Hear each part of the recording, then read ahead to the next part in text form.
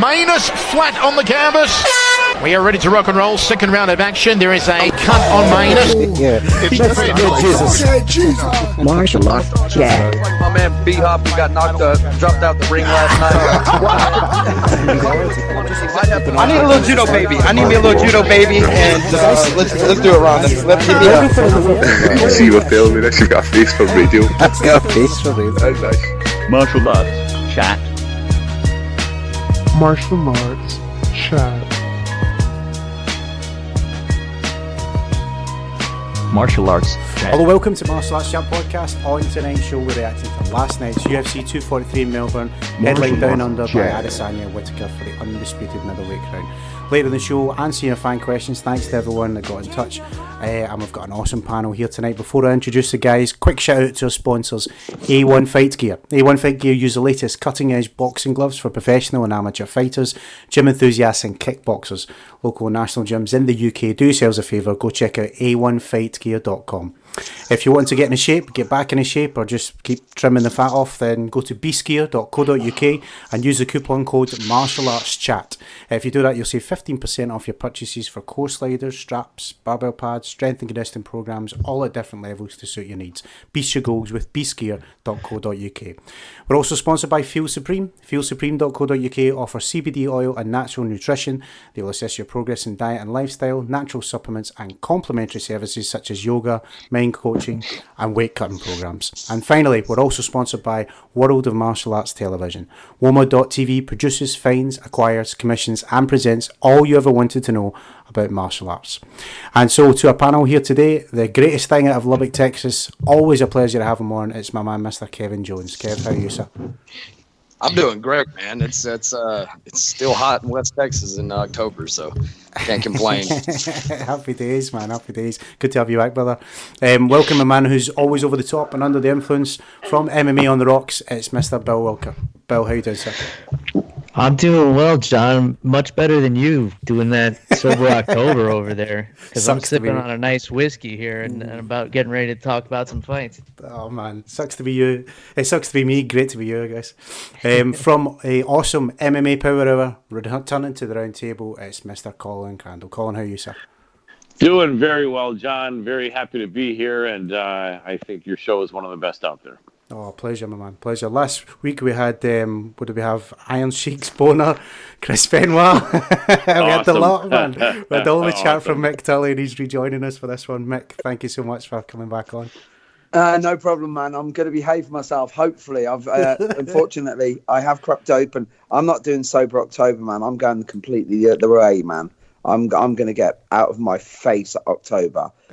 So I'm literally right now sipping on an IPA. Probably the finest in it's a Lagunitas. Probably the finest in its price range. So if Lagunitas are listening in and they want to throw a few cases my way, right.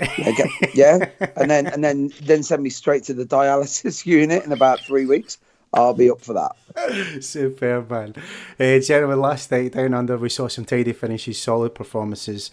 We said on the preview show, wasn't that really a stat card, but it certainly delivered. We'll say that. We'll get some reactions starting with the heavyweights, where Tuivasa opened up powerful leg kicks, and then it was game over for him after that. He got taken down.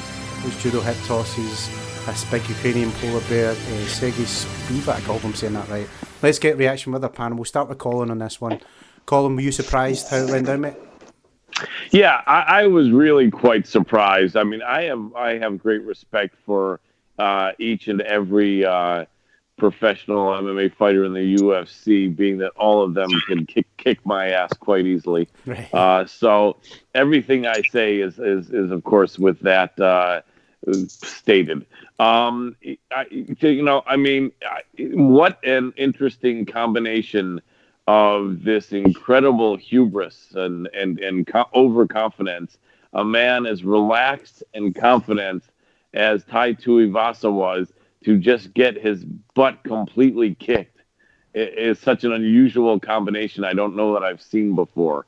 I think this was probably supposed to be a quick knockout for the bigger man and the man who is fighting in his own backyard.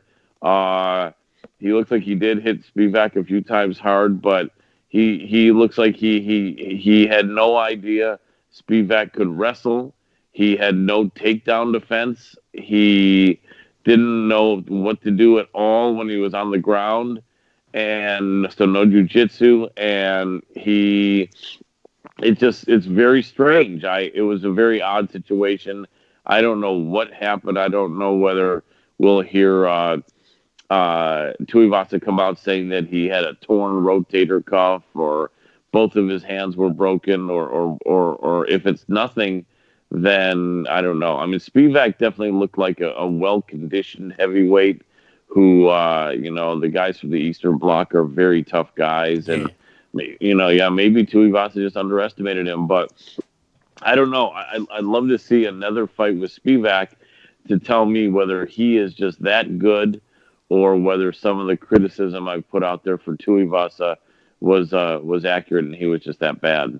No, fair play, man. Kev, what about you? I mean, we said there, obviously it was kind of expected that Tuivasa would get the job done, but he finds himself on a hefty losing streak, 3 in a row, man. Yeah, I'm not going to be as nice as Colin was about it, man. Tuivasa is the same guy that he's always been, man. He's sloppy, man. You can see it in his physique. He's a one-dimensional guy, and those guys get exposed, man. I mean, I never thought it was just a given conclusion that Tuivasa was going to knock him out, man. We're talking about heavyweights. And Spivak has one loss on his record. I mean, he's only lost to Walt Harris, and he lost within a minute to him. So, I mean, it was a real quick fight. Before that, before he was in the UFC, he had a notable win over Tony Lopez, submitted him coming in. Tony Lopez is a guy that's been around forever, and he doesn't get submitted a whole hell of a lot. Now that's, and I feel like I knew exactly coming in what people want to talk about this fight, and after the end, let's talk about the winner. Let's talk about Spivak. Yeah, Tuivasa. Tuivasa is that's just kind of where I'm at with the deal, man. He is what he is, and I want to see Spivak get some more meaningful fights, man. That guy's he's only been in the UFC for 2 fights, and he's looking great, man. I mean, he's coming in with a 10-1 record.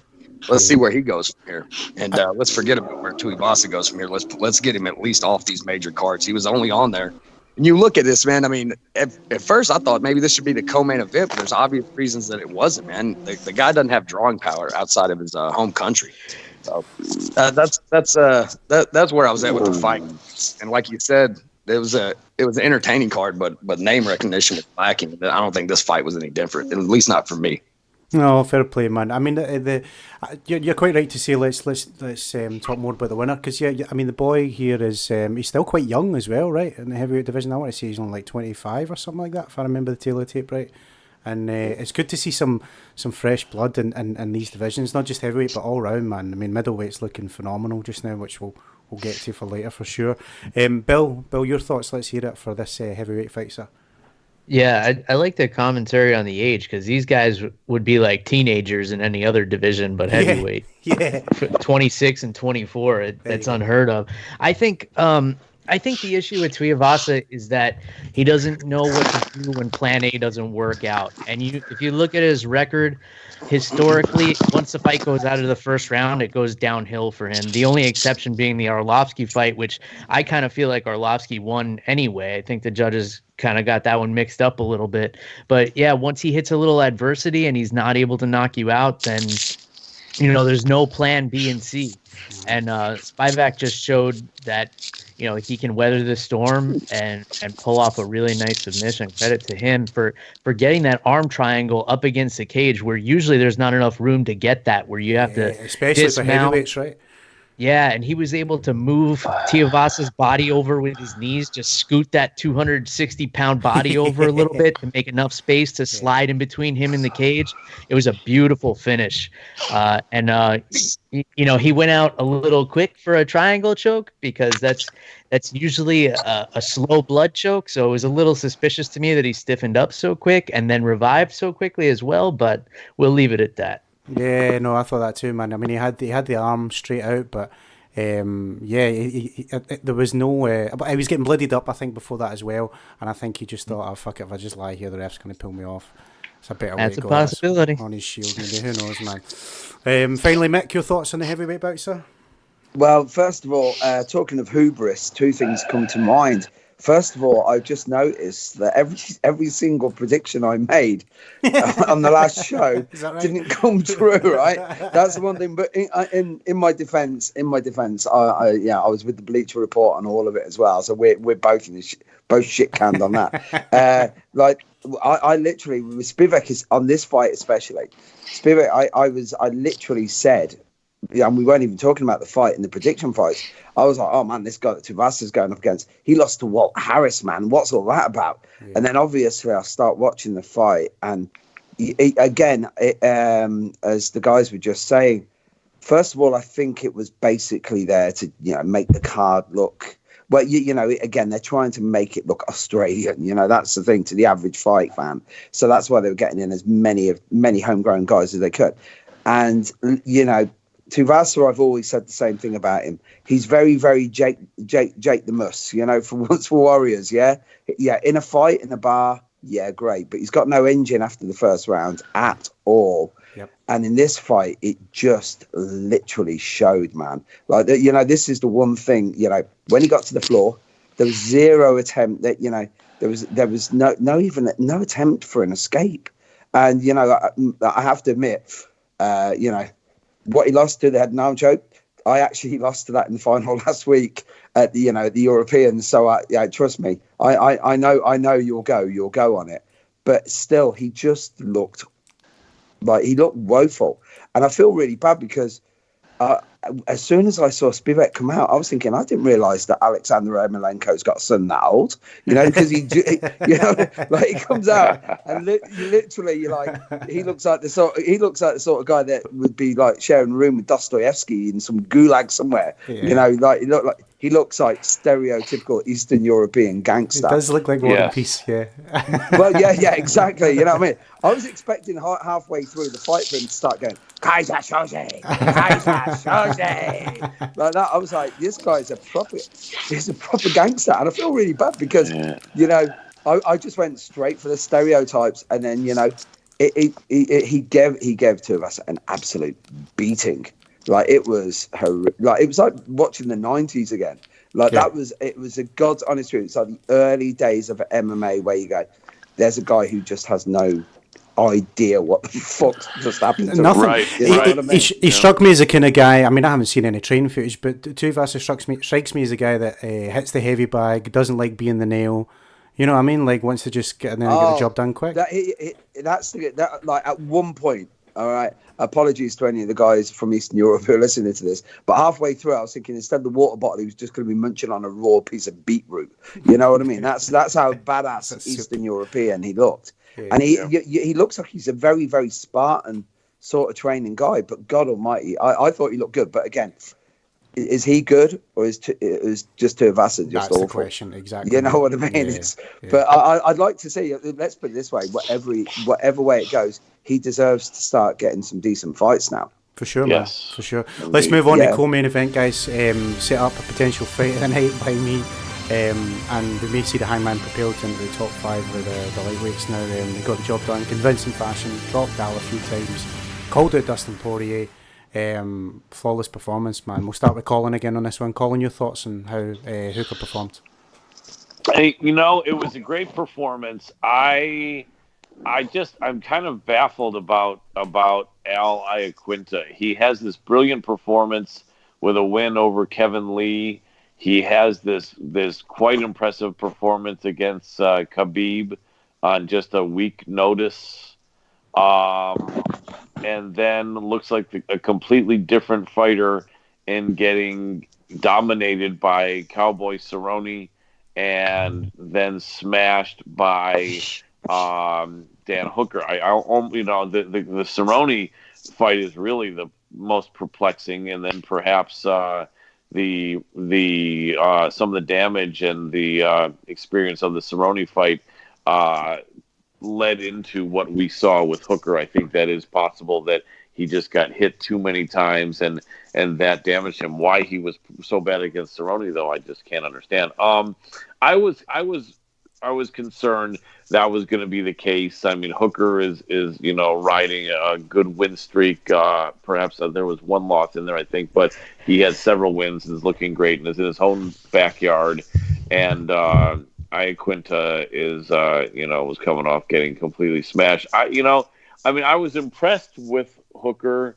I could not believe that Iaquinta wouldn't try to wrestle more, and his wrestling was so ineffective. I think this was a bit of a shot Al Iaquinta really in there, and probably had jet lag on top of his career being past the peak.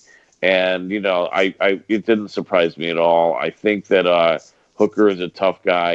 I know he's a good friend, fellow New Zealander with Adesanya, who spoke very highly of him. In fact, even Adesanya saying that he'd love to see Hooker headlining a New Zealand card. I don't know if we're quite there yet with Dan Hooker, but he was impressive. Not a super exciting fight. He's not the most aggressive fighter.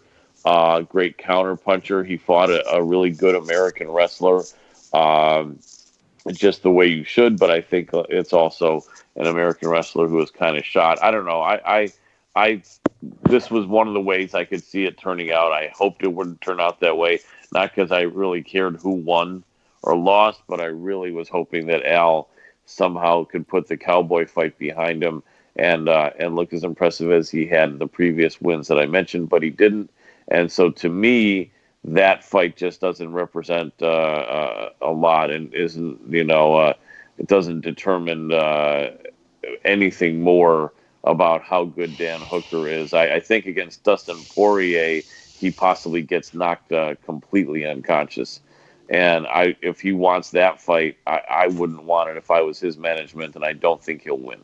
Fair play, man. Knocks out unconscious. Off the call. Thanks. Bill, what were your thoughts on Hooker and Iaquinta here, sir?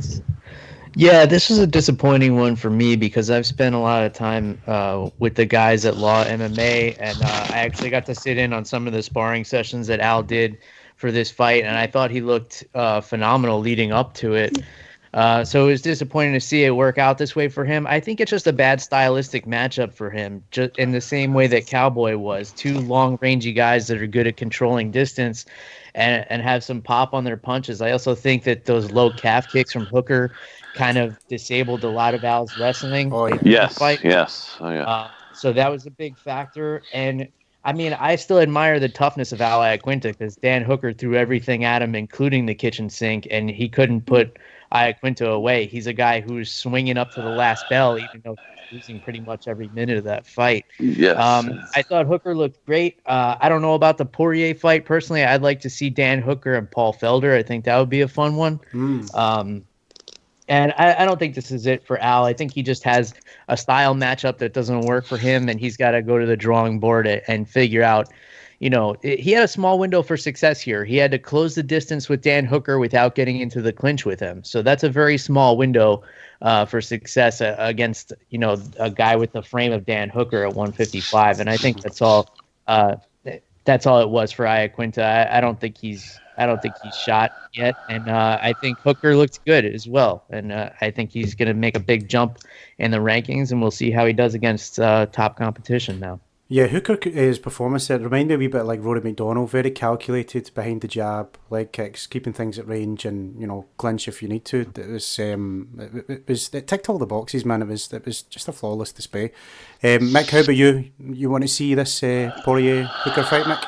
Oh. No, I would like to see that. That would be a great fight. The guys have just they've totally hit the nail on the head there, because I was looking at it and halfway through probably the first round where he took that first kick and then every opportunity switching his lead, and it was just like every time he switched back he got battered. So like he put that to bed probably about halfway through the second round, I think, where he just went southpaw for the rest.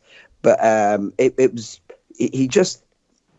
Hooker had his number. He knew that he wouldn't be able to get in there, wouldn't be able to get the range. I was really, really upset about this because I'm a bit of a mark for Iaquinta. I've always liked him anyway.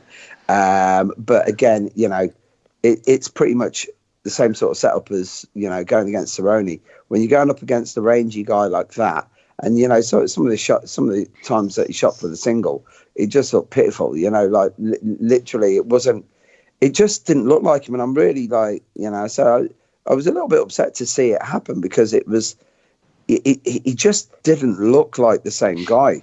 That, when you talk about, just one fight. Yeah, I don't think he's been the same guy since Cerrone anyway. But, my friend Chris McMullen, who's at Legends MMA and Fitness in Melbourne, they've been there with him for a couple of weeks. And he was saying he's looking amazing. And I was like, yeah, man, this is going to be great. And then I look at it, and it was literally one of those where I had to look away a few times, because I'm just thinking, this is not good.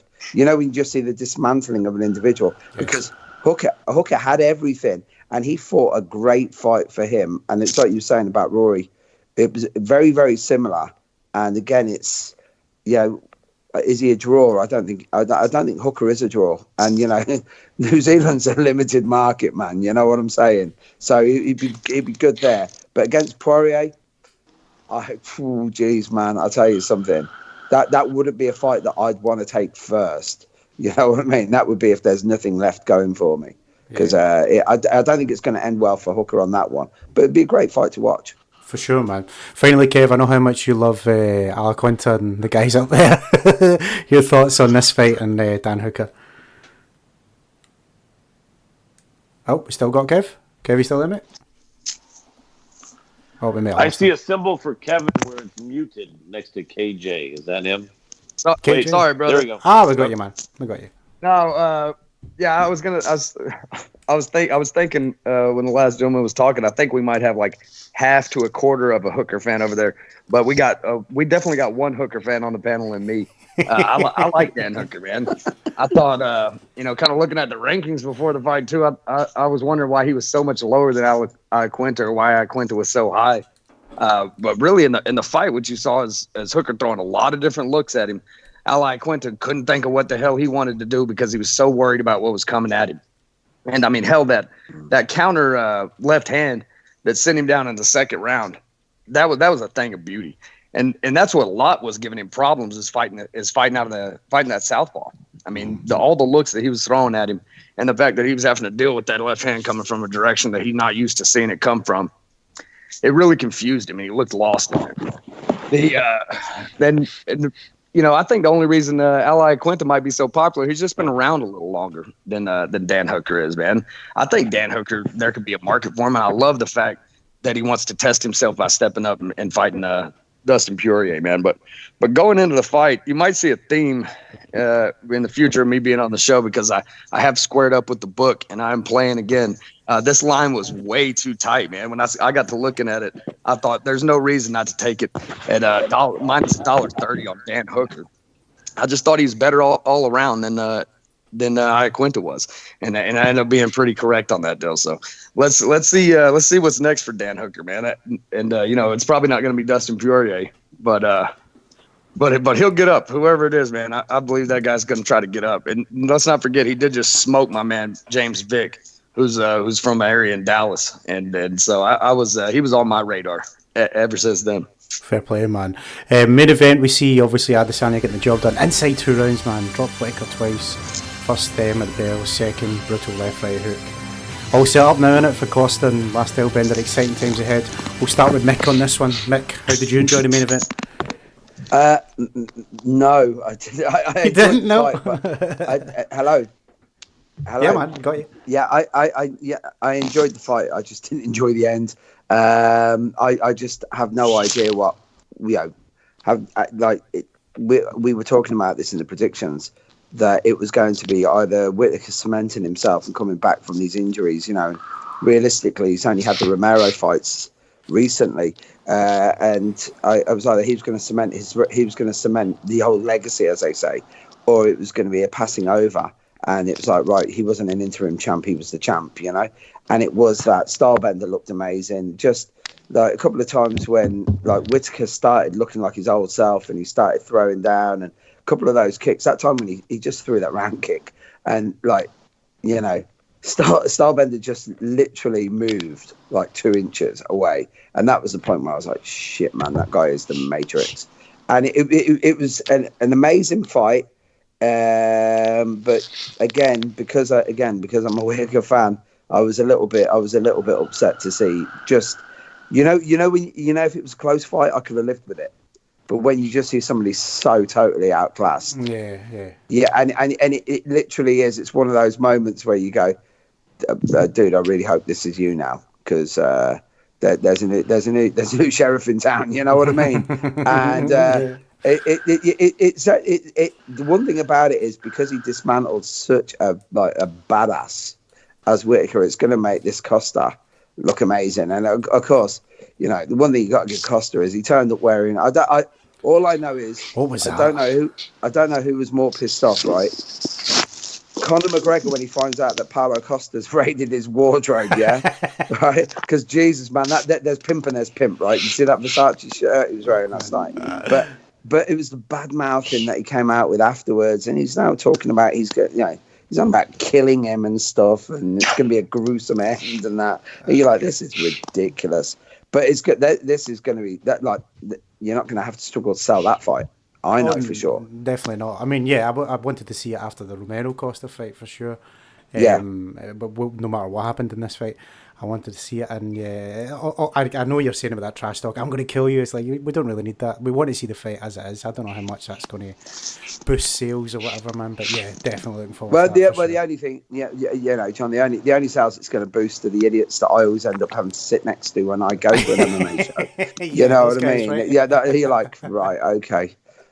Well, who let this douchebag in? And they're not. And the thing is, they're normally wearing a shirt that Costa's given them. You know what I mean? That you can always tell. You walk in, you go, really? Yeah. I don't think loafers are what you need to be wearing today, my friend. But I was upset, but I was up for the fight. I thought was amazing.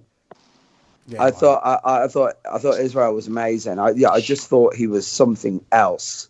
And I've enjoyed the hype train to this point, but now I don't believe it's hype now.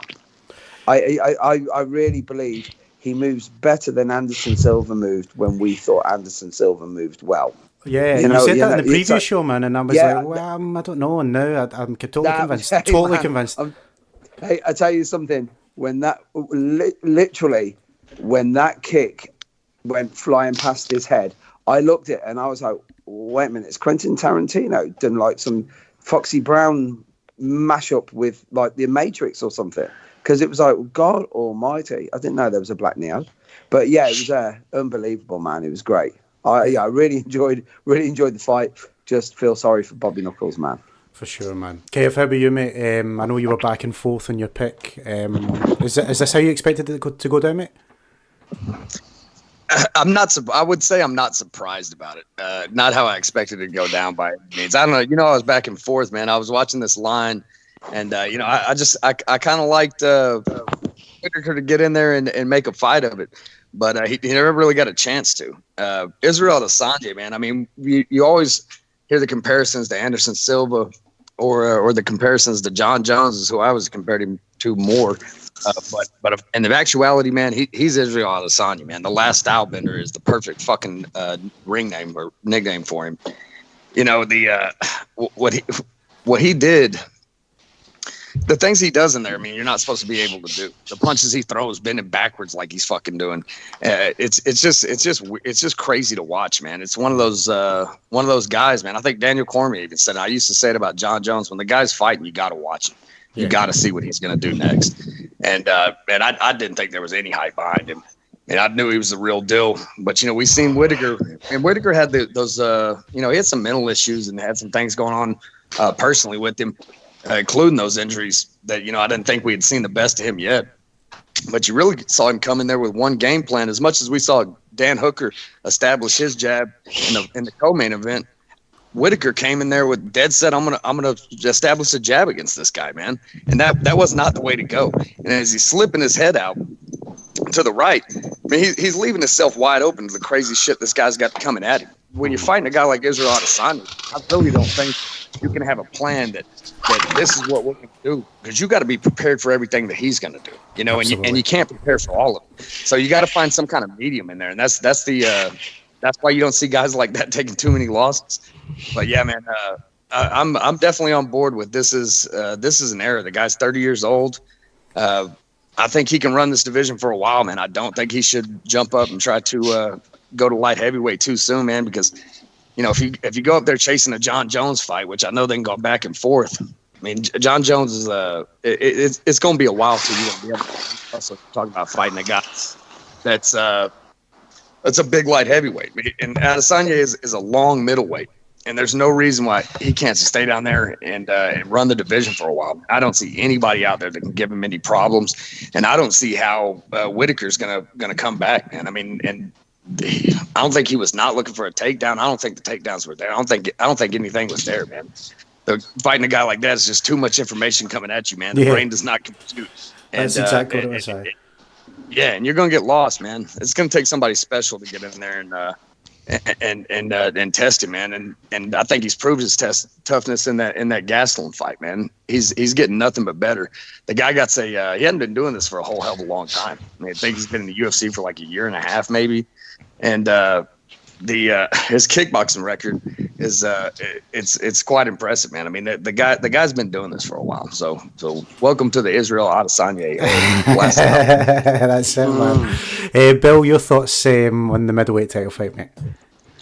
Yeah, I thought it was a great performance from Adesanya, and I said going into this fight that I thought Robert Whittaker is the more skilled MMA fighter, and I still believe that. But the thing with Adesanya is he forces you to fight his fight. And I think the most impressive thing about the way he fights is the things that you don't notice. So, yeah, the flashy knockout where he's leaning backwards like the Matrix. But what I was impressed with was he spent the entire first round just downloading Robert Whittaker's every movement, his timing, and kind of forcing him and baiting him into traps without detonating them until it was the exact right time. And that's what really impressed me about Adesanya. And he forced Robert Whittaker to get off his game plan because Robert Whittaker was just moving in and out in a straight line. He wasn't cutting angles like he normally does on the feet. He wasn't closing the distance to try and get a clinch or try and get a takedown or anything like that. It seemed like he was fighting with emotion, trying to take Adesanya's head off. And he was frustrated in there. And that's all due to, the fact that Adesanya was able to make him play those games and make him miss, all the while downloading his timing just to detonate the big strikes at the exact right moment. And overall, I thought it was a phenomenal performance by Adesanya. I feel bad for Whittaker because I think he's not in the good graces of the UFC, with the main events he's had to pull out of because of the injuries and everything like that and the time off as a champion. I think it kind of puts him in the same boat as like a Tyron Woodley, where they're not going to be in a hurry to put him back in to a title shot anytime soon if he stays healthy. So it's unfortunate for Whittaker, but yeah, man, like Kevin said, it's the Israel Adesanya era, and it's an exciting time for the middleweight division. I also agree. I don't think he should be moving up to light heavyweight anytime soon. It's tempting because there's nothing going on at light heavyweight, but there's a lot for him at middleweight to take care of. And I think the meeting with John Jones could come, 1 or 2 years down the line for sure. Exactly. It sets that fight up for a later date for sure, man. And let's not forget, I'm sure Izzy comes in a good bit under. He comes in 183. So for him to go up to light heavyweight, I mean, he would be going up. He doesn't cut a lot to get to middleweight. I know he looks really scrawny when he goes in there, but he seems pretty natural at that weight. And you're right, man. Take care of your business at 185 first, and then look for what do you call it? Super fights, money fights, whatever. Finally, Colin, your thoughts on the new undisputed middleweight champ? Well, it was something that didn't shock me, but I was really disappointed in how it went down. One of the things people need to remember is that Whittaker is a man who fought quite a while at welterweight, and even though Adesanya a huge framed middleweight. He is a guy that if he stays in the game more than I think 2 more years or 3, probably will be fighting in light heavyweight. So although it may not matter that much, I would not be surprised if Adesanya was 10 or 12 pounds, if you guys over there know the American pounds, or up or close to even what you might say 1 stone heavier than Whittaker. Perhaps I'm exaggerating a little bit, but I think that being the case and the great height and reach disparity for Whittaker to have had a strategy like that just made no sense. And he started to look like kind of desperate as he was doing it. Like he was thinking, well, this is the game plan. I'm locked into it. I'm going to try to strike with a former great kickboxer who's a bigger man than me, taller, rangier, and faster. And I just don't see how that was the plan. I think that he's supposed to be a good wrestler. He's not an American Division I type of wrestler, but he's a good wrestler, better than Adesanya. And for him not to have tried even a single takedown, not only that, but there's such a thing as threatening with takedowns, touching your opponent's thigh or side of his leg. Mm-hmm. Show him that maybe you're thinking of it, faking a couple takedowns. He didn't do any of that. That stated, he was throwing hard. He did hit Adesanya a couple times. Yeah, I just think it that strategy was bound to lose. Not for him being not a good fighter, but because of how good a fighter Adesanya is. Impressive guy. Almost a similar attitude, funny enough, as John Jones, I find, which is almost like a guy who is extremely cocky, but yet says things to imply that he's just a very humble, centered, regular guy, which is always kind of a little bit of a conflict because you can't be both. Either You're a super cocky guy or you're not, in my opinion. So anyway, I do think that that unless Whittaker were to employ a completely different strategy, he probably would never beat Adesanya again. Be that as it may, Paulo Costa, you guys may know I did an in-person live 30-minute interview with him, and he's a really nice guy. 28 years old, so I would even say a nice kid compared to my age. And so I don't know that some of the heel stuff that he's, throwing out there is really who he is, although they say the same thing about Colby Covington. I don't know. I do know that Costa really wanted Adesanya to win. He thought Whittaker would win. He mentioned on my show in the interview, but he wanted Adesanya. I think that'll be a really interesting fight. I'm excited for that fight.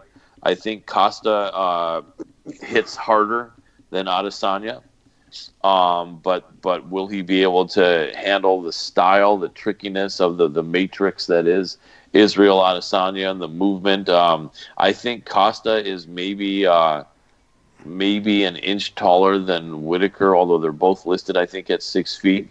But I think he has a bit longer reach, bigger shoulders than Whittaker. He hits harder than Whittaker. I'm really looking forward to that fight. I'm excited to see it. I can sometimes be biased when I have a really good chat with someone on my show and find that they're really nice and respectful of me and our show. And so I'm cheering for Paulo Costa. He's a good guy. I think he can win. I think it'll be an exciting fight, and hope it's going to be soon. And I think Adesanya, should he lose to Costa, may think of light heavyweight sooner, but otherwise I think he would probably do what John Jones did and stay down at middleweight. Last thing I'm going to say is that even though there may not be a lot of action up at light heavyweight, so to speak, there are 3 very tough guys. There are 4. You've got Johnny Walker, who's fighting coming up against Corey Anderson, I think it is, right? You've got Thiago Maheta Santos, who, were it not for a bad knee or both of his knees being damaged in the fight, one coming in damaged. He could have beat John Jones, and then I think what do you call him? There's one other tough guy, the Russian guy. Can any of you come in with that? Who's the guy? The Polish guy, Blankovic? No, it's another guy who recently had a couple really good wins up at light heavyweight. Anyway, I've forgotten his name, but there's some tough guys. There's some very tough guys. If I remember it, I'll perhaps shout it out. But anyway, I don't want to drag it on too long. But those are my thoughts. Exciting fight. Would have loved to have seen it be more competitive, but it wasn't meant to be. And props to Israel Adesanya for the great victory. Yeah, it's his time for sure, man. And guys, it's time for the final part of the show, and it's my favourite answering fan questions. I'll remind the panel of the one rule we have on the show, and it's simply don't wait your turn. The floor is yours, so let's get into it. We'll start with Twitter this week. We've got at Else for Elf asking Kane versus Brock Lesnar 2. Who you got? I don't know. Ask the booking team. If it's supposed to be in professional wrestling, then I think Brock's knowledge of the crazy things that they do and the dangerous things that they do would probably be Brock winning with style points. And if it were an MMA fight, then probably Kane wins again. Although it'd be closer than it was. I'm saying Mick Foley for the run-in on this table. I want to see tables. I want to see ladders. I want to see chairs. Yes. I want to see fire. Donald Trump. Yeah. Donald Trump come in halfway through. Jesse Ventura, maybe. In the body. No, don't put me on Jesse. Jesse Ventura, man. That guy, every time, you can tell when he's lying because his lips are moving. That's brilliant. I will say, believe it or not, I think Lesnar, if he applied himself, that's the truth. But having said that, he's married to Sable, the wrestler. So trust me, man, I would never be in the gym if I was married to a woman that hot. And I'm just going to be terrible there. But that's the truth. As long as Kane wears that mask to the ring, man, I'm with it. Whatever no holds bar rules or mixed wrestling, or whatever the fuck it is. Now I saw what you did there. You're on about the Undertaker's brother. Not the guy with brown pride tattooed on his chest. There you go. Oh, man. I knew that was a question. Yeah, I don't get it, man. Like, Kane's doing this, but he was blowing his knee and his shoulder out just fucking training for a fight, but he's doing pro wrestling. How is he not going to get into it? I don't understand this, man. Hey, he's busting out Hurricane Ranas, brother. This dude is fucking... You see that shit? He looks legit, bro. Well, one of the answers to that is... One of the answers to that is you're allowed to take substances that improve recovery. Allegedly, and, cover up injuries. I really hope you're not saying that professional wrestlers juice, are you? I would never say that, right? Come on. Some MMA guys too, right? Please. You're not saying that Vince McMahon, that 74-year-old dude who is jacked, man. Yes. He looks like Joe Rogan's wet dream. Oh yeah, and it's funny you point out that this will show my age, but about 25 years ago, even a bit longer, maybe 30 years ago, and I'll say I was quite young then. Vince McMahon at about 6'1" was about 160 pounds in the U.S. Weight, and then he went away and didn't appear on camera for only about maybe 60 days, and he came back and he was 220 pounds of muscle. I love that you said 60 days. That's what it says on the tub. But that's like determination to me. Nothing but determination. Yeah, that was vegetables. What are you talking about? No. Exactly. Do you know what that was? That was all of the rival promoters that he ate up and chewed out in 60 days. That's what it was. He just went in there and he just took over those territories. Yes. Definitely. As he did. Exactly true. They're all on steroids, allegedly. Oh, yes. At Shelley48PQ, did Bisping really fight all that time with one eye? So, yeah, I saw that video too, man. That was horrific. I hate to be the first on this one, but I've been aware for probably 3 years that he only had vision in one eye. I'm not going to say who told me, but I do have some friends in this industry, and I wasn't told that there was anything like a fake eye. but I was told that Michael Bisping only has vision in one eye. So I've known that for a few years, and I wasn't going to put it out anywhere in the media, and I did not. But that was something. And so I actually watched him fight against Luke Rockhold with that knowledge, and that I was cheering for him to win with that handicap he had. And I was so excited. I was there in person, and me and one of my buddies were jumping up and down for Bisping winning, because all the other guys standing around us and girls were for Rockhold, and we stated before the fight that we're for Bisping 100%. And inspirational guy. Awesome. That's nothing to do with the vision thing, man. I was just love Michael Bisping because it seemed like everybody else hated him, and they kind of turned him into the villain. And now this happens to his eye. Nobody wanted to have any. I don't know. Maybe we'll get some sympathy votes now, but Michael Bisping has been my guy, man. I love that dude. I'd watch him fight with no vision. Mike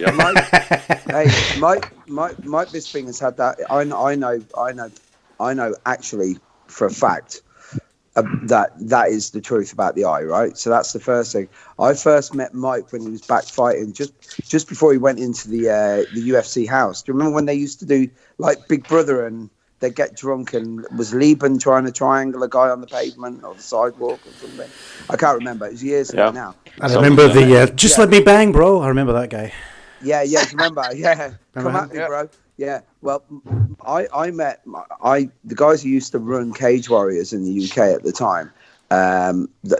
Two of them were good friends of mine, and I actually met Mike Bisping just after he came back from that, and it hadn't even been aired, but I knew that he'd been over, and he was a badass then. And just to say, when there was so many haters when it came to Bisping, they did, because a lot of them came from the UK.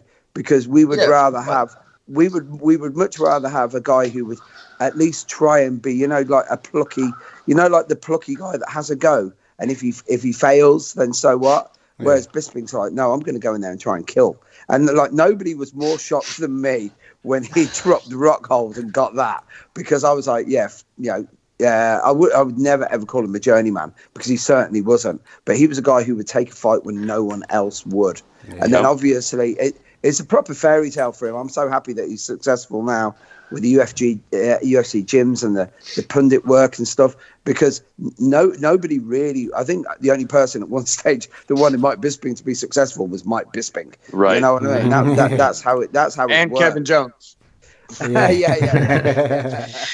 only thing that's really baffling about the eye thing, if he had been fighting with just the one eye, is how he hid it from the commissions. Because we've seen fights recently where if a guy says he can't see out of one eye, they stop the fight. So, I just wonder how he passed those medicals, like leading up to all his fights. Good question, man. Determination, brother. That's that hard work and determination. Deception. Commissions probably didn't expect anyone would want to fight with one eye. They just probably never looked for it, and he probably could do the eye test if it's like for the driver's license with one eye. But they probably didn't think to look directly into his eye to see if it was perhaps fake. They never thought about that, but now they might. Most of the shit's in Vegas, man. They probably just slip him a couple hundreds and make sure whenever they do his eye test, don't cover the right eye or the left. That very well, yes. Are you actually calling out the Nevada State Commission and saying that they can be bought out? Well, the only one more respectable than that is the Texas Department of Licensing and Regulation that handles our shit down. Everyone's got a price, brother. Now we're discussing terms, That's it, man. Next guy's definitely trolling me, but I'm reading his tweet anyway. At Drop Toe Maestro tweets, Israel Adesanya skinny, he no big muscles like Costa. He no Michael Jackson, why dancing? He no experience. He no jiu-jitsu. He no chin. He no knockout power. He no cardio. He no champion. Interesting. He'll go to English class. Twitter. Yep. You know shit. Yeah. That's a tough one. Who's going to jump in and respond to that one first? I don't know. I think that maybe this guy is the new champion. We ought to see if he's ready to come out. I tell you what, he is the champion of grammatical English anyway. Yeah. Yes. I think adjectives, man. I think I'll say this. Guy that me and tells me he's in the IRS all the time. If it were to happen today, Adesanya beats Michael Jackson in a dance-off. Yep. Thank God you said. Thank God you said dance. One is dead. I thought That's we were why. going somewhere else. One is dead. Something else off. Yeah. What do they say? 3 may keep a secret if 2 of them are dead. Wow, man, we just went fucking dark. Jesus, man. I tell you, man, I was just about to make a Michael Jackson remark there, and I thought, no, Chappelle got hammered on Twitter over that. But come on, man, it's Michael Jackson, right? Yeah. Right. This is one of my dad jokes. Oh, that's another 1-star for the iTunes review again. There you go. Right? Yeah, hey, do not ever piss off a Michael Jackson fan, man, because those guys, you will end up chained to the radiator listening to Billie Jean. I'm telling you. Exactly. Or Thriller. Yeah, and Bubbles the monkey sitting beside you, looking manically depressed. And you ask him why, and he goes, "I'm wearing a pair of fucking dungarees and I'm a monkey. No wonder I'm depressed." Love it. Right, let's move on. At McGregor Rousey, things I've learned from UFC 243. Israel Adesanya is the best striker in the UFC right now. Iaquinta is insanely overrated, and Adesanya's fan base has potential to grow. Sorry, I'm still thinking about Bubbles with the dungarees. Is this Rosie McGregor? Is this Connor's wife that's writing? Hi, Mrs. McGregor. Tell Connor hello for us. I can't even get to us right. So the last one was Adesanya's fan base has the potential to be more annoying than Conor and Khabib's put together. Whew, that was funny. There you go. Well, I don't think there's going to be much of a fan base for Israel Adesanya, man. I think he's got that personality that's going to start rubbing people the wrong way really quickly. He starts racking up wins, and I was unaware that there was a big Ally Quinta fan base until I got on the show. Of course, everybody loves Al on the show, but no. Yeah, I'll leave it at that. I forget what the last part was. Or the first part. I just get this vision in my head. Has anyone seen the Leaving Neverland documentary where the guy pulls out? I don't know if you guys have seen that. You've seen that documentary, the Michael Jackson accusations, right? Someone help me out. Yeah, man. And the guy pulls out the jewellery box with the rings, and I'm just getting this vision of Bubbles with the dungarees sitting pulling out a bunch of jewellery, and I don't know why that's so funny, but it's just, it won't leave my head. Hey, here's a quick sidebar, man. When I used to do stand-up comedy, I used to do a bit about if I won the lottery, I wouldn't let it affect me, you know, like Elvis. So I wouldn't go around wearing massive jumpsuits and eating hamburgers. And I said, I'm already eating hamburgers. I'm not wearing the jumpsuits, and I'm not going to dive off the toilet, you know, out of my head when I'm 42. I said, but I am going to do the Michael Jackson thing. And then you know, not the interfering with children allegedly bit, you know, because you have to throw that in. I said, what I'm going to do is I'm going to get myself a chimpanzee. I'm going to dress it up in dungarees, and I'm going to walk around with it as like my court jester. And then if anyone ever asks me, you know, saying it's so cruel to have this chimpanzee, I'll say that it's actually my child, you know, and you know, it's actually my kid, not a monkey. And that everybody was booing and giving me a really hard time about it. Great. Yeah. So then I pulled out. I used to have a picture where I used to pull out, and it was a picture of me with 3 chimps that I met at a circus once.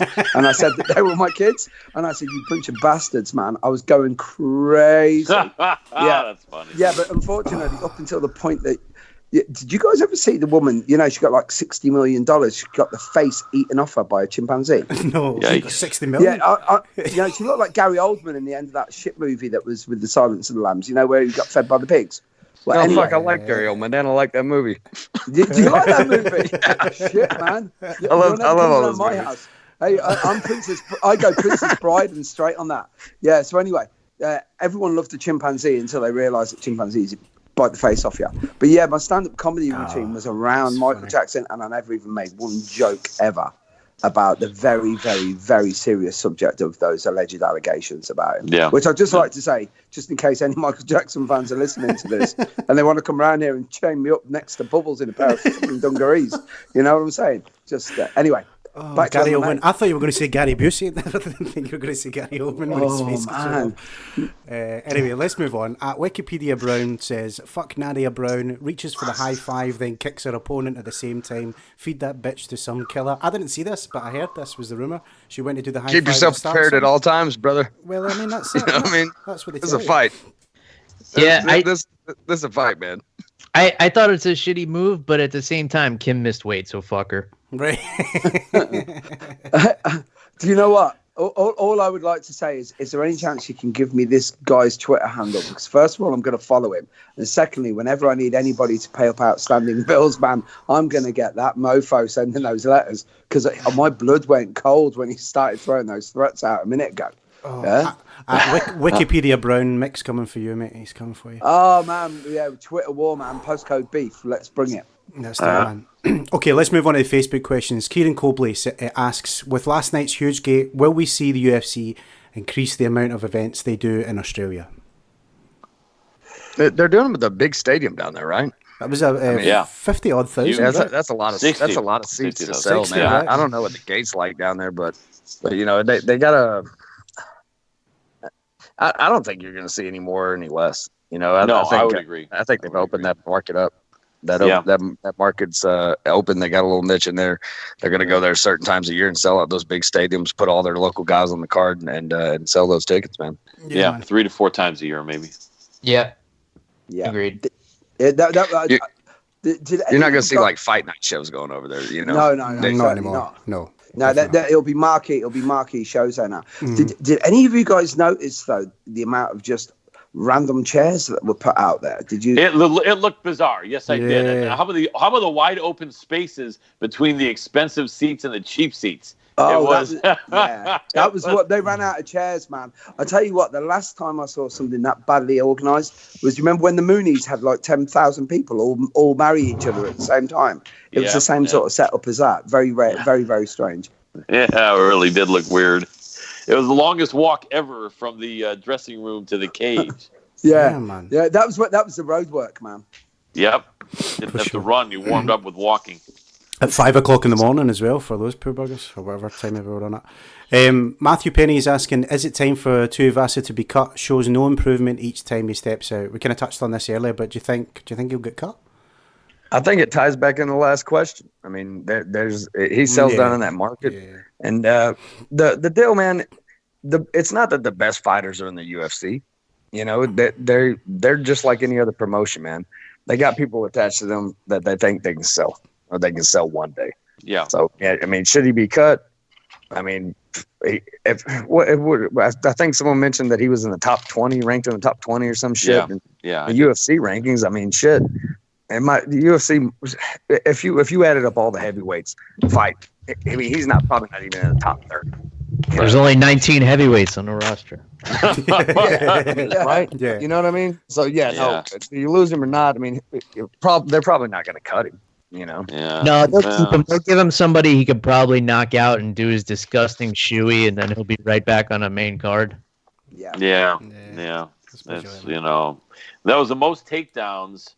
It was almost a record. I think the guy took him down 8 times in a heavyweight match, and 10 was the record.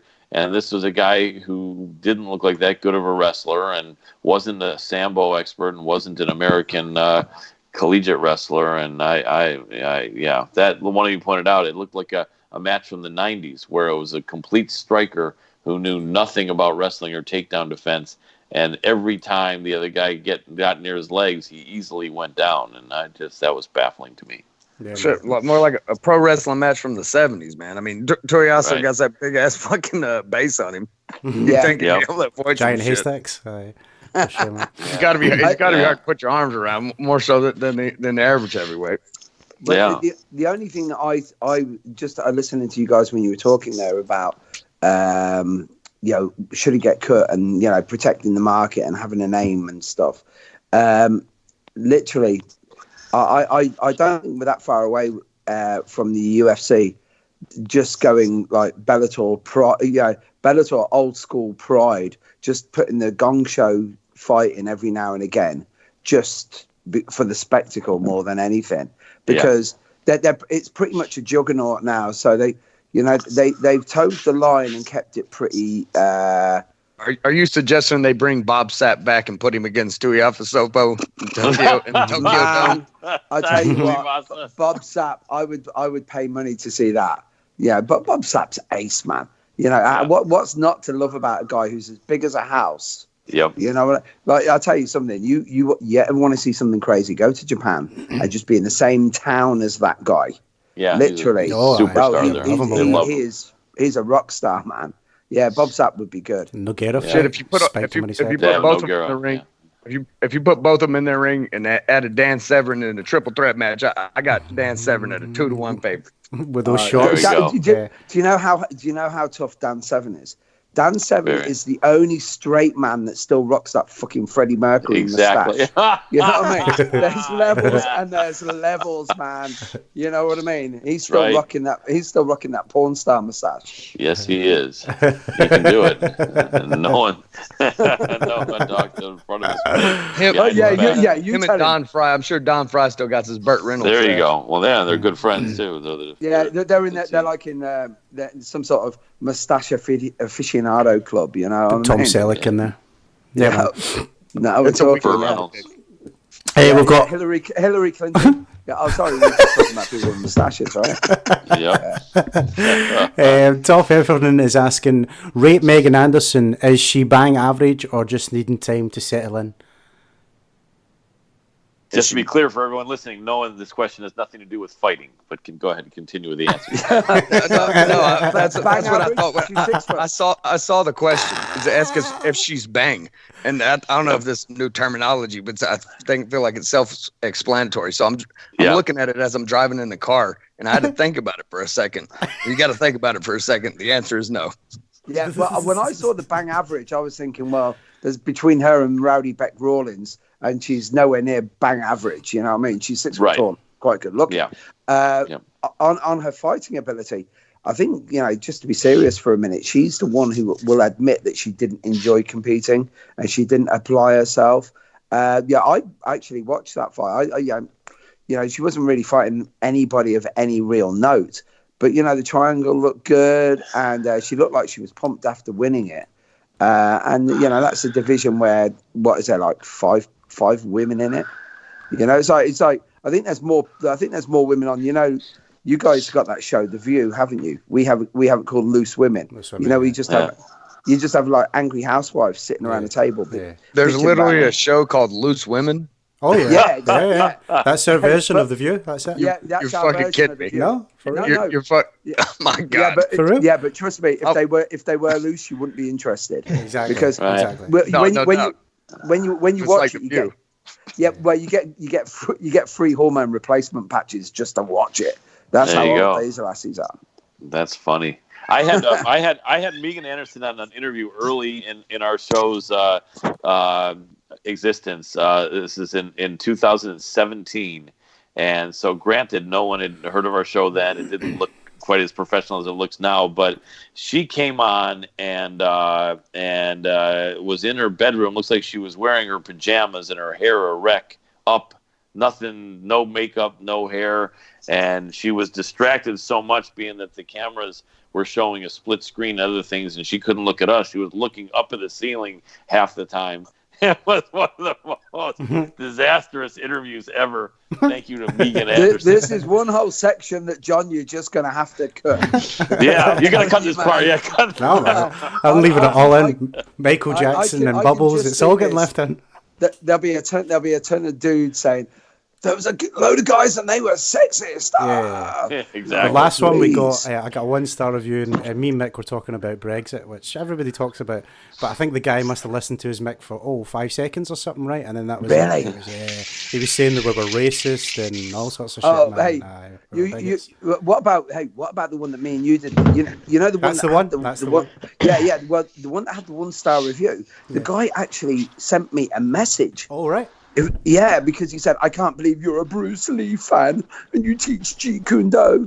And I was like, Bruce died in 1973, man. Get over it, man. And he was absolutely fucking raging. He would say, but you're a martial artist. You should be humble. You should be I went, I got into martial arts to learn how to kick the shit out of people because I ate a shit sandwich up until I was 16. I said, go and try and find your enlightenment somewhere else, dude. Yeah, so I don't think I'm on this Christmas card list. Yeah, that's if that funny. Guy's listening, he can go fuck himself. At Mickey Gavan is asking, is Izzy retarded enough to fight John Jones? I mean, that's Mickey Gavigan. That's a friend of mine. I got to give Mickey a shout out, man. Mickey came to me first. Mickey started his jiu-jitsu career with me, and he came in chewing gum, and I told him to take the chewing gum out, and he didn't. So, Mickey, if you're listening, you can always come. Answers on a postcard, boys, to where the chewing gum ended up, right? Right. Yeah, but Mickey's funny, man. But yeah, I think he is retarded to take a fight against Jon Jones, especially if it's Jon Jones who's doing any recreational stuff, allegedly. Yeah. He's not ready for Jon Jones here in 2019 for sure. Sorry to jump ahead of me. Definitely not, man. And I would what a couple of you guys talked about earlier in the show, man. I don't think he'd be ready after a couple of years to make the jump to light heavyweight. But as far as if it could happen, if he could make it happen at any time, he is a live dog. If he's a dog, he is a live dog in that fight. That man is something else. For sure, definitely. Chris Allen. If Jon chooses to wrestle, then he's in trouble. But anyway, continue. Well, that's the thing. The grappling's the big part on it. But Chris Allen is asking, who's tougher, the Koreans or the Kiwis? I don't know why it's Korean. How about a Korean Kiwi? There you go. I know a few Koreans and zero Kiwis. I'm no help. Not a whole lot. Not a whole lot of immigrants from New Zealand and Korea. No. All I'm going to say is which one of those two's got a nuclear power. You know what I mean? I'm going to go with the Kiwis just in case I'm on their watch list. Is feminism a nuclear power? Korea's got everything, man. They got Tang Soo Do. They've got karate, and they're that badass. They don't even call it fucking karate. They call it Tang Soo Do. You know what I mean? Right. We fitted those guys out, man. We straightened them up. Really? I think Tang Soo Do was one of Chuck Norris's original artists. But hey, Chuck Norris is still Tang Soo Do, man. Yeah, he is still the man. Yeah, you're gonna fuck with that guy. No chance. Definitely not. You want to throw John? Yeah, you want to throw out John the question of how many people in the United States know anything about Brexit and see what happens. Hey, you want to know something? Good for them. I wish I knew nothing about it. Hey, you want to know something funny? Ask anybody in the UK about Brexit, and they know fuck all about it. Exactly. But they're all experts at the same time, man. That's it. We've spoken about this a couple of times, but he's given us a why and how as well, which is Kristen Myers asking, do you think Adesanya stands a chance with Jones? If it's yes or no, why and how? It's just the X factor. I mean, that'd be the only answer I got for you. I mean, that there's that the dude does strange things happen whenever he's inside that cage, and when Jon Jones, so. And hell, maybe we've seen Jon Jones on a little bit of a decline, man. But the fight's not going to happen. I mean, I think we've all established everybody's agreeing that. Yeah, I mean, honestly, go ahead. I'll say this: the most dangerous Jon Jones is the one that somebody is talking a lot of shit to, and that's what Adesanya is going to do, and it'll probably bring out the most dangerous Jon Jones. That's true. I don't see it. I just can't see it coming together anytime soon. But to answer the person's question, sorry.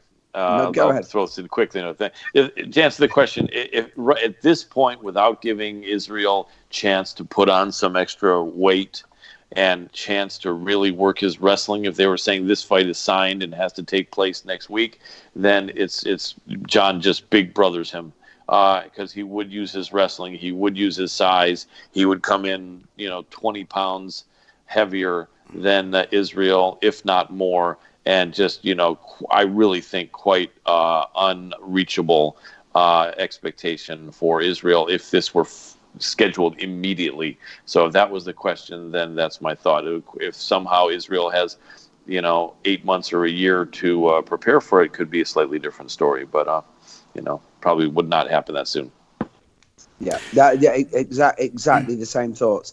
There's the two factors there, which is, first of all, he just isn't seasoned enough yet, I don't think, in my opinion, to go up against the Jon Jones. And, skill-wise, just if you look on paper, it's not going to happen. And then the second one is Jon Jones is pretty much like he's like a dual personality.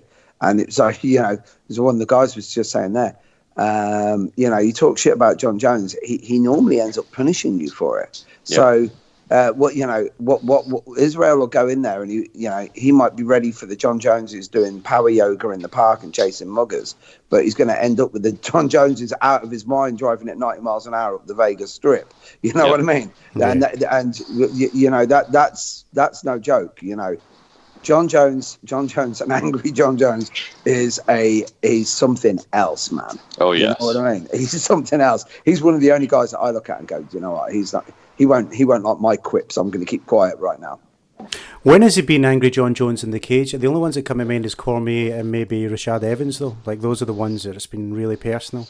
And don't get me wrong, he destroyed both those guys. Don't get me wrong. But that's exactly you just said it, John. It's like I've seen John Jones a few times, and I've actually thought he was phoning it in. Mm-hmm. When you see somebody, he just isn't going to his full potential. Mm-hmm. And then with Cormier, Jesus, and Rashad, it was like that was personal. That there was points in there where you it was almost palatable.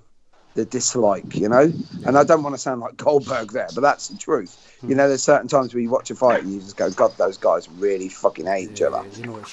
For sure, man.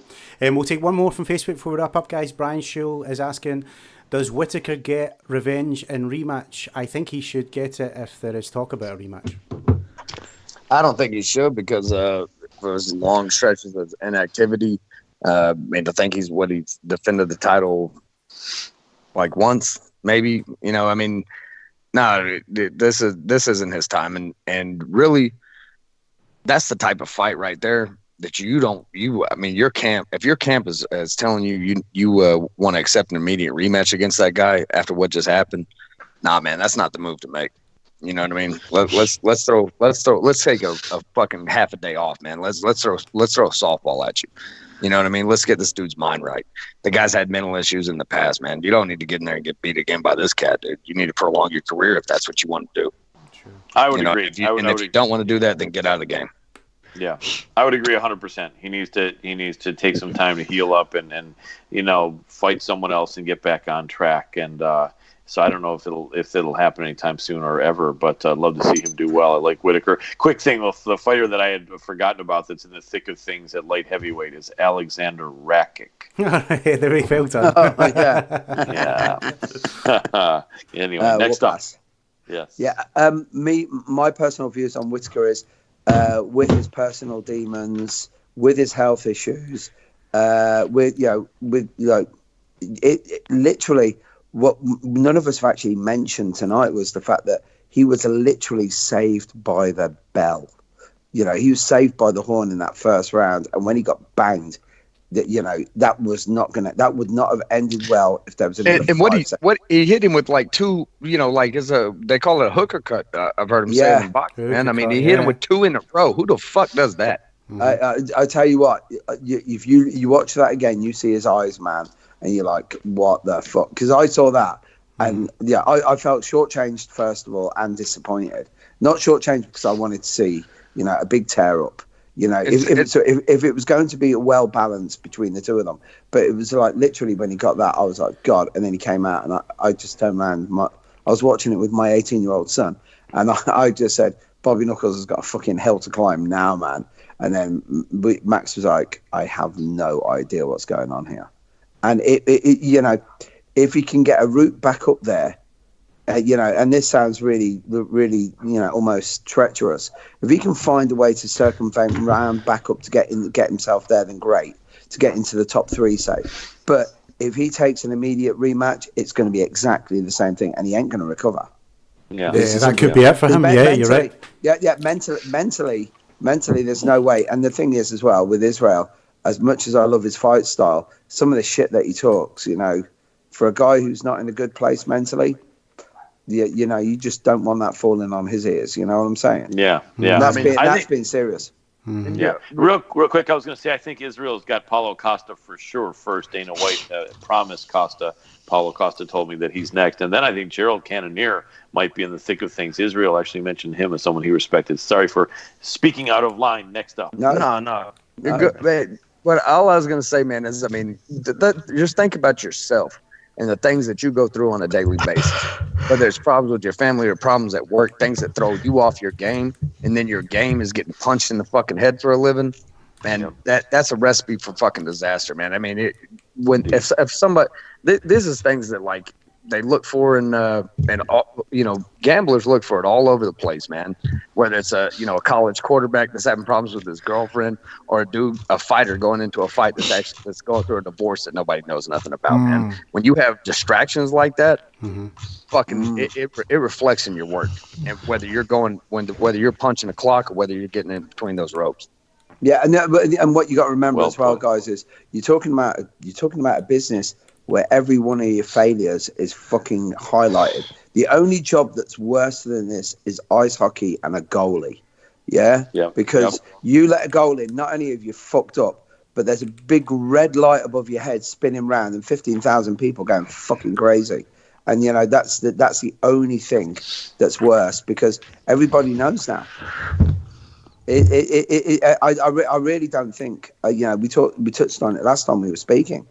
On here, that it's what this is going to, how it affects guys later on in life, man. You know what I mean? Yeah. And you only have to look at Robert Whittaker, you look at Tony Ferguson, and they're two guys I hugely admire.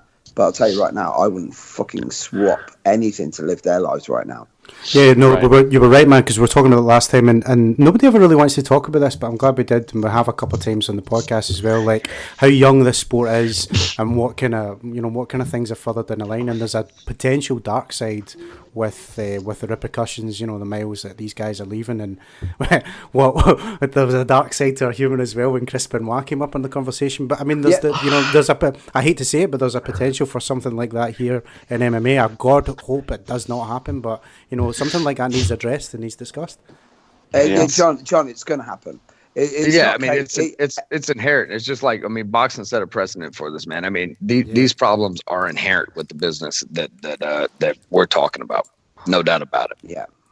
As long as there's an aftercare program, then great. But again, without putting a real downer as we're coming out of it, you only have to look at the NHL to see. There was he was a guy that I met who was a hero of mine called Bob Probert, who was one of the toughest guys who ever fought in the NFL. And when I met him, he was a broken man. And I looked at him and I could not believe he was the same guy that I was cheering on the TV when I was a kid. And then a good friend of mine who used to play for the Toronto Maple Leafs, who came to play in my hometown in Coventry, he committed suicide at 33. And guess what? Guess what his job was? Skating around and punching people in the fucking head and getting punched back. And then they're like, oh, well, I wonder why he's got mental health issues. And it's not just the head trauma either in this sport.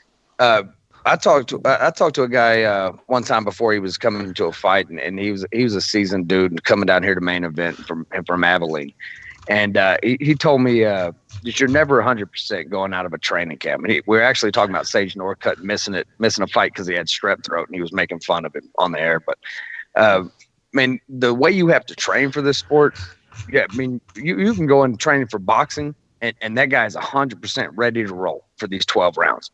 There's no way you could come into an MMA fight and be 100% healthy. Because the way you have to fucking train, that's it. You know what I mean? Sure. Yeah.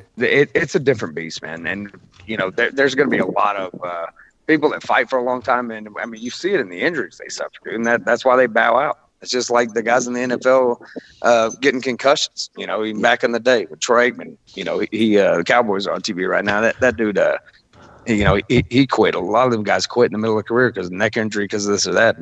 This is a dangerous thing you're watching. We're watching two guys try to fucking kill each other, man. Knock each other unconscious within these rules. But then it comes back to that thing of, and I know this is probably the not exactly a consolation, but the NFL pays so much better than this brutal thing we call MMA. Does that make it all right? I don't know. Yeah. That's a shame. It shouldn't be that way. Yeah, but no, because 99% of those guys end up broke after their careers because they waste their money. Living the high life, right? Yeah, it doesn't make a difference anyway. Yeah. It's you got to remember with MMA guys, we're learning on the job, man. And I've said this so many times when I teach seminars, man. And there's kids coming up. Oh, I want to be an MMA fighter, and I'm like, right, okay. And I went, we're only literally 2 or 3 bad incidences that can be linked to CTE, and then you won't be able to give away an MMA class. And I've said this to people, they go, but MMA is huge, and I'm like, yeah, so is ninjutsu.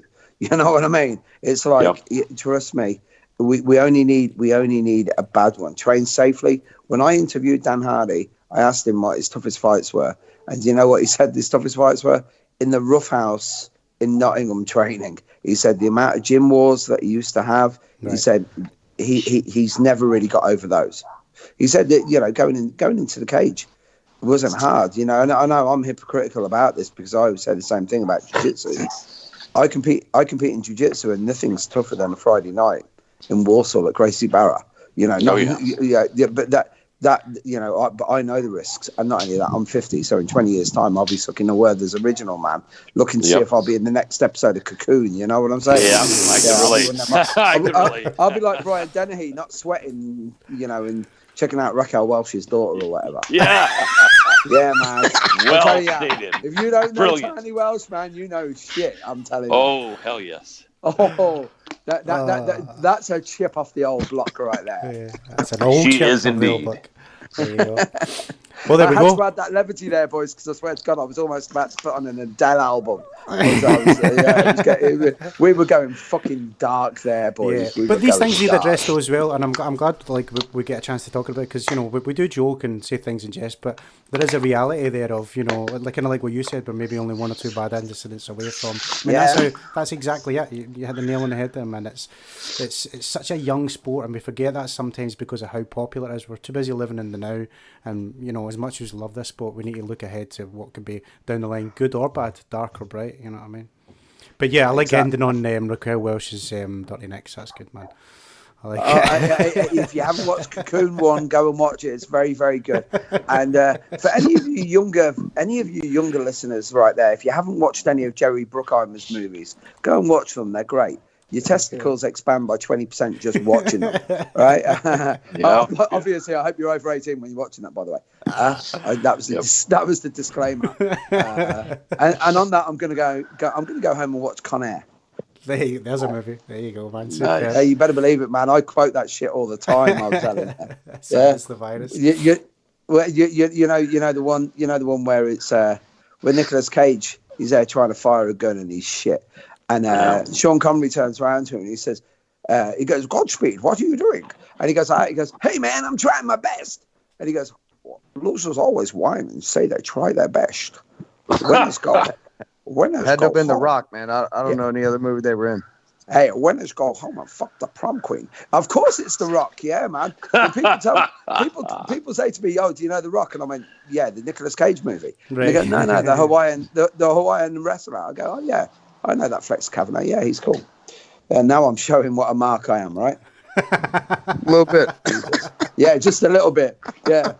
I live in my parents' basement, man. Watching The Rock and Con Air. I was trying to figure out if Raquel Welch was in Con Air. She was flying the plane. I'm pretty sure she wasn't. Yeah. 1 million years BC. Look for that. With the furry bikini. With the leotard there, that's right. Yeah, man. I tell you what, I was like that thinking those Neanderthals are Neanderthals. they like me. Yeah. Was she not she not in that second Grumpy Old Men movie? And she looked good in there. No, that was Sophia Loren, I think. Oh man, well, you know that's two. You get confused. Pretty close, yeah. Yeah, those women, they all look the same. They're like Japanese tourists. Yeah. like Italian Japanese tourists. Now you're talking.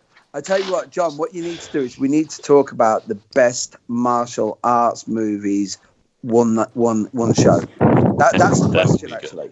No, you're talking. I had, do you know what I had last year? We did an awesome show with Eric Paulson, and that's what we spoke about for a good hour, because you know he'd done the stuntman thing and been around, and he was there. He's in Bloodsport.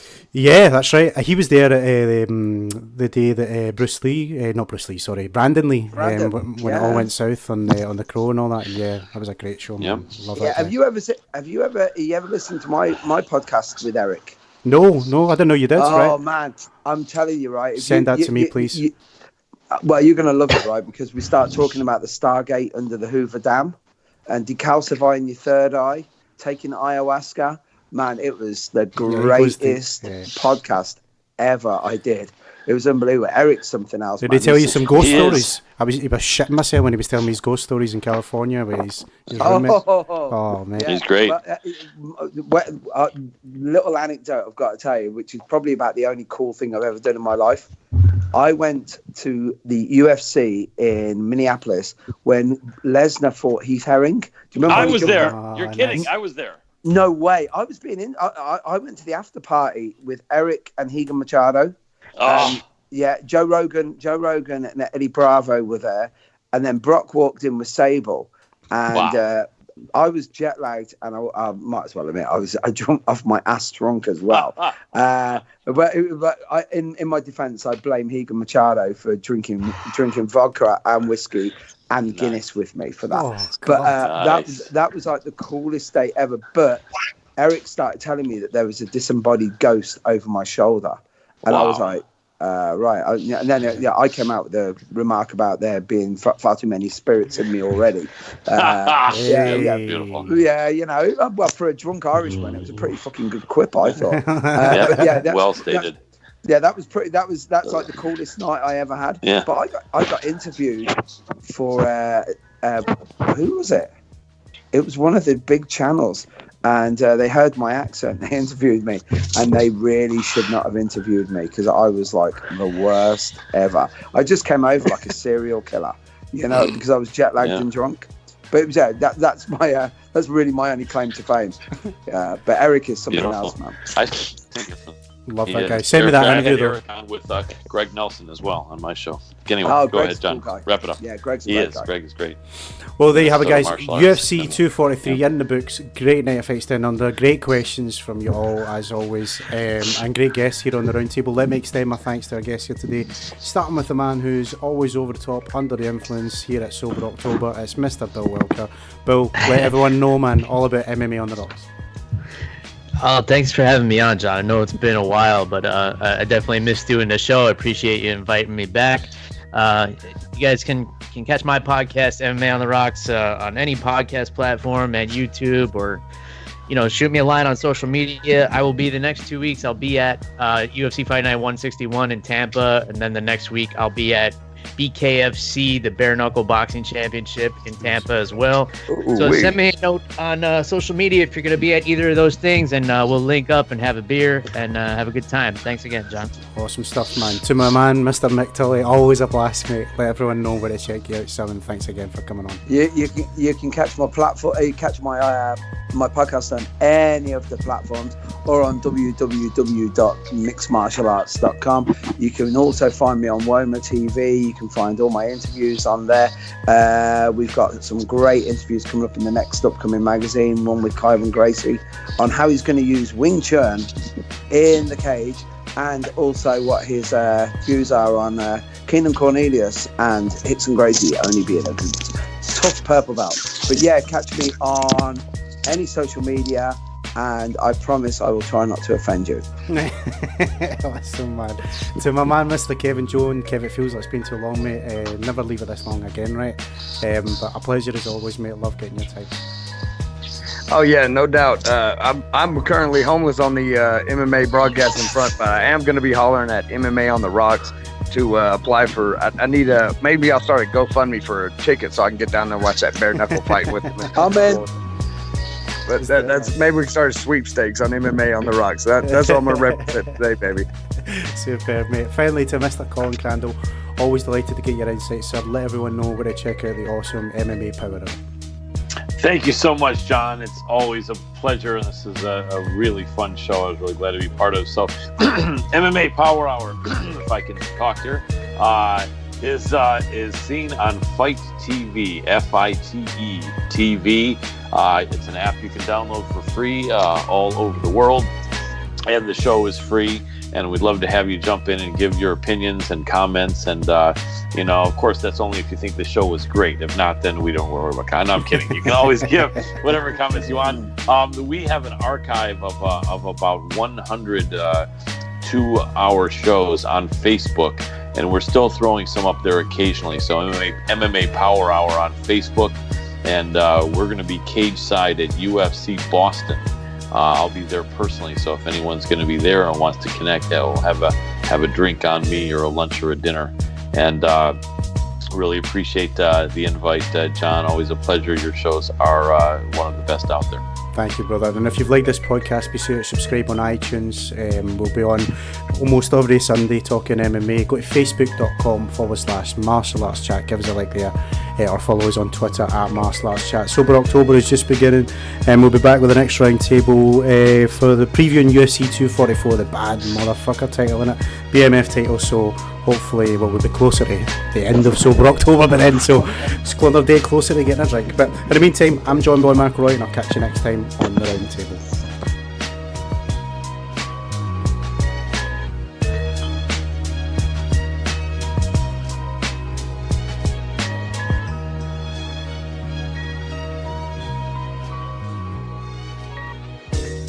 Change your heart.